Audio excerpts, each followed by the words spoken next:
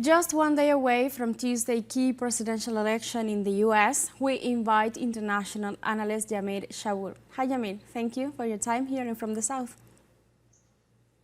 Hello, Alejandra. Thank you for having me again from out the South. It's the final day before the U.S. presidential elections, as I mentioned before, and the last also opportunity for the candidates to deliver the pitch to voters. What are key issues in play today in the final hours of the presidential race? So it's great to be on this show right now.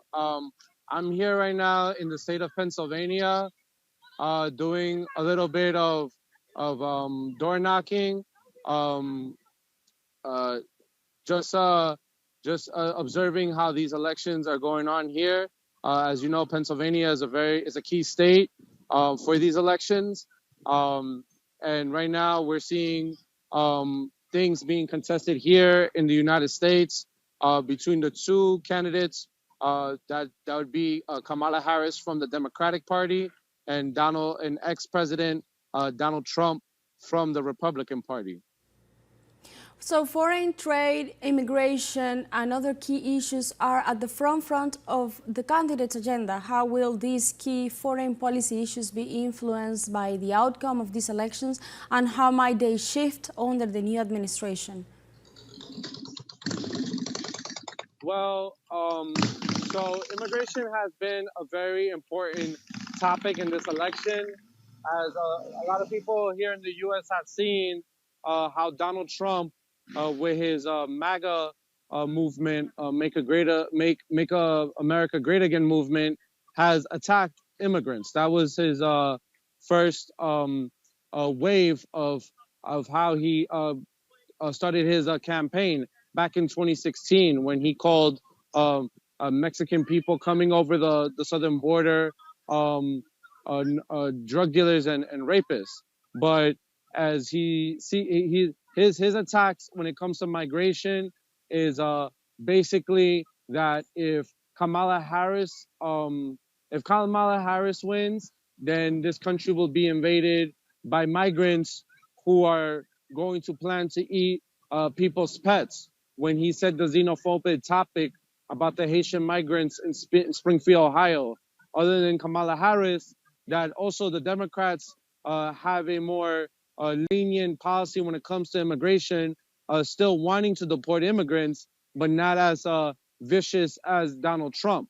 But overall, what the two candidates failed to see is that the migrants coming over the Mexican border, um, you know, are coming because they're coming out of a necessity, and a lot of this necessity is connected with the foreign policy of the United States interfering with the stability of the countries that they're coming from.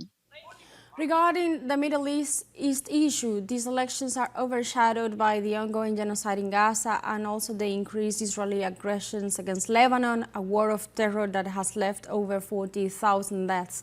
Can the Middle East crisis be a decisive point in the voting tensions at the swing states, particularly in Michigan, where there is a large Arab American population, but also in Pennsylvania, where you are?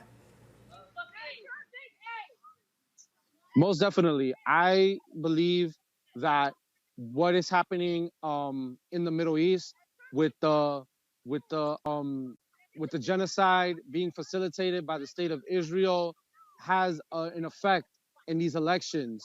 Um, as we know, Michigan is home to the biggest Arab American population, and many of them have been disillusioned by the Biden and Harris administration uh, with their lack of not doing enough for the situation out in Gaza, and also reprimanding the prime minister genocide um, um, Benjamin Netanyahu.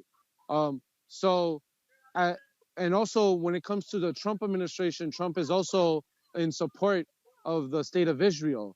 The as in Michigan could be a very tricky topic, uh, knowing how it could swing, given the amount of Arab Americans, seeing how there was a Muslim community that were angry at the Biden and Harris and endorsed Donald Trump, as well as Kamala Harris and her vice president pick Tim Walz also campaigning in the state of Michigan. So it could go either way. Thank you. Thank you, Yhamir, for all the informations. We were talking to Yhamir Chabur just one day away from Tuesday's key elections in the U.S.